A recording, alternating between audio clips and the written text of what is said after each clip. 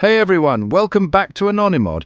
You know, the place where we dive deep into the world of cybersecurity, showing you the good, the bad, and the downright scary. We're talking about the kind of stuff that makes you want to double-check your webcam covers and change all your passwords. If this is your first time joining the party, hit that subscribe button and make sure you've enabled notifications. We don't want you missing out on any of the juicy security breakdowns. Trust me, you're going to want to stick around. All right, so today we're cracking open a topic that's both fascinating and a little unnerving. How hackers can hijack your CCTV cameras and peek into your life. Now, before you freak out and start unplugging everything, remember, knowledge is power. We're here to expose the vulnerabilities so you can protect yourselves from the bad guys. So let's get right into it. All right, let's kick things off with the most common and, frankly, the most embarrassing way people get their CCTV cameras: hacked default credentials. You wouldn't believe how many manufacturers ship their cameras with laughably simple usernames and passwords like admin or 12345. It's like leaving your front door wide open with a giant sign that says, "Come on in." And you know what the worst part is? People don't even bother changing them.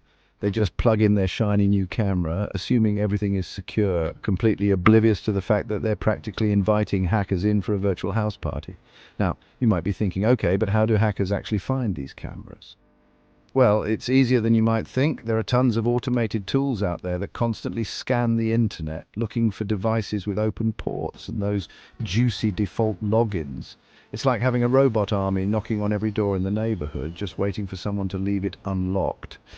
Think of it like this. Every device connected to the internet has an IP address, kind of like a digital street address.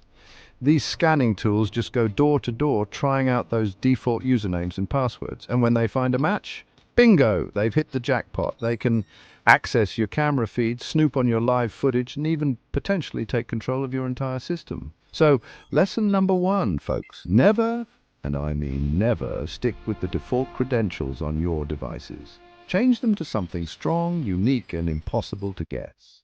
Your privacy depends on it. Okay, so we've talked about how hackers exploit default credentials, but let's take it a step further and talk about a tool that makes their job even easier: Shodan. Now, Shodan isn't your typical Google search. Think of it more like a search engine for the Internet of Things, all those smart devices like cameras, thermostats, even refrigerators, anything connected to the internet. Here's the thing: Shodan doesn't just index websites and text, it indexes devices and the services they're running. So, a hacker can literally type in something like CCTV camera, default password, and boom, Shodan will spit out a list of vulnerable devices all over the world. It's like having a Google Maps for unsecured cameras. You can literally zoom in on a location and see what's out there. I know what you're thinking. This sounds terrifying. And you're right, it can be. But remember, knowledge is power. Knowing about tools like Shodan helps us understand how these vulnerabilities are exploited and what we can do to protect ourselves. For example, you can actually use Shodan yourself to see if any of your own devices are showing up in their searches. It's a bit of a wake-up call, but hey, sometimes you need a little scare to take security seriously, right? Chapter 3. Exploiting vulnerabilities, the art of finding loopholes. All right, so we've covered default credentials and Shodan. But what happens when a camera owner is actually somewhat security conscious? They've changed their passwords, they're careful about what they connect to their network, but here's the catch: they haven't updated their camera's firmware.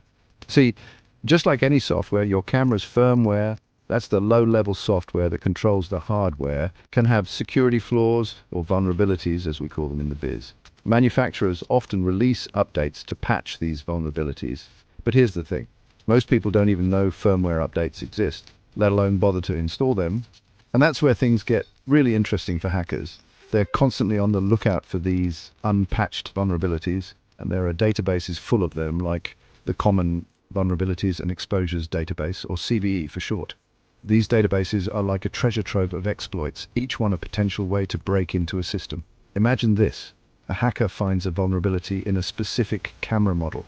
They develop a piece of code, an exploit that takes advantage of this flaw. Now, they can use this exploit to target any camera of that model that hasn't been updated. It's like finding a master key that unlocks every door in a building. So you see, updating your firmware isn't just about getting new features or bug fixes. It's about patching those security holes before the hackers can exploit them. Chapter 4. Network breaches, when your network becomes a playground. All right, so far we've been focusing on vulnerabilities specific to CCTV cameras themselves, but let's not forget about the bigger picture.